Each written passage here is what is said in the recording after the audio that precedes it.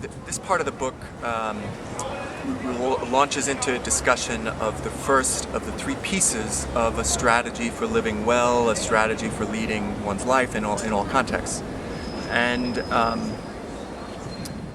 it's about laying a foundation, trying to have, in a world that changes rapidly, some kind of anchoring sense of who we are and where we're going and so on.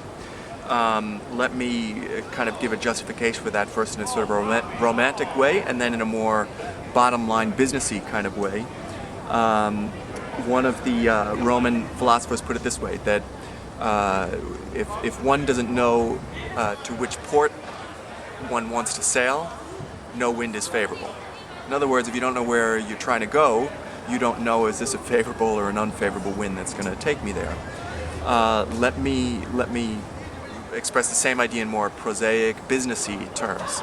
I'm sure many of you know Michael Porter, who teaches at Harvard Business School and is kind of the dean of strategy consultants, and he defines strategy basically, I'm paraphrasing, as being the ends that the company seeks, although it could be the ends that a person seeks, and the means, the ways we're going to get there. So the first part of strategy has something to do with figuring out where we want to go.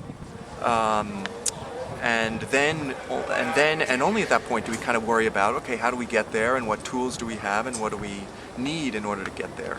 And in the spiritual exercises, which many of you know are the founder of the Jesuits, St. Ignatius' attempt to translate into a system his own journey to overall religious and self-understanding, he makes a similar kind of observation. At one point he talks about one of the great problems he sees as people confusing ends and means.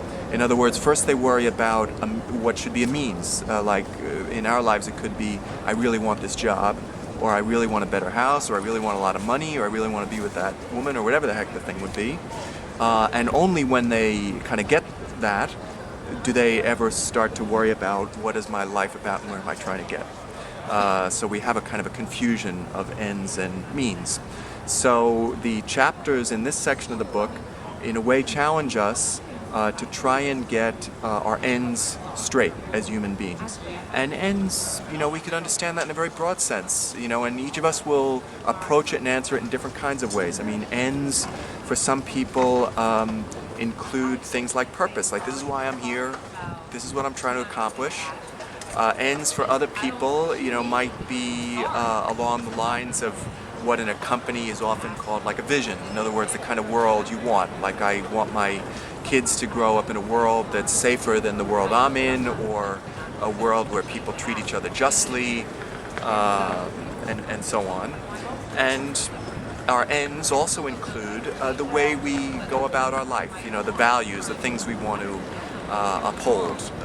Some, I'm sure, feel that it's important to them to treat other people fairly, or to be honest, or to be kind, whatever it may be. The chapters in the book delve into each of these ways of thinking about our ends, our foundation, our anchor. There's some chapter about vision. There's material about purpose or mission, and there's material about values. There's another thing that's going on in this section of the book, which is that when we think about these profound questions of why are we here, what do we stand for, what is life all about, that is a kind of a spiritual set of questions as well.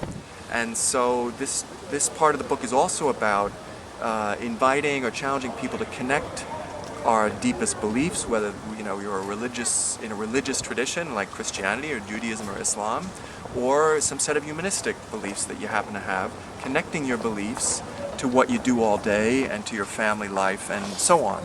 And this is a source of great problem and frustration for a lot of people nowadays. If we think of it in religious terms, there is a book by a sociologist at Harvard, Laura Nash, called Church on Sunday, Work on Monday. And as a sociologist, she interviewed a lot of religious people, and she finds great frustration in the sense that they can't find ways to connect Sunday to Monday. In other words, they go to church and maybe it's a good experience, but then they go to work and the two of them don't seem to have anything to do with each other. or they feel like they're leading split lives. You know, I go to work to get money for my family, but then I'm working so hard that I really don't spend enough time with my family, so they feel they have a split life. So in a way, the chapters of this book are also kind of challenging us to make connections. Like, are there ways that we could think about and talk about the things we believe in a deep sense, religious sense, spiritual sense, humanistic sense? Are there ways we could think about those things, express those things, that would carry over into every day? So that instead of feeling like we have this split life, we instead feel our life is sort of pulled together, and we have some unified sense, integrated sense of purpose and what we're about.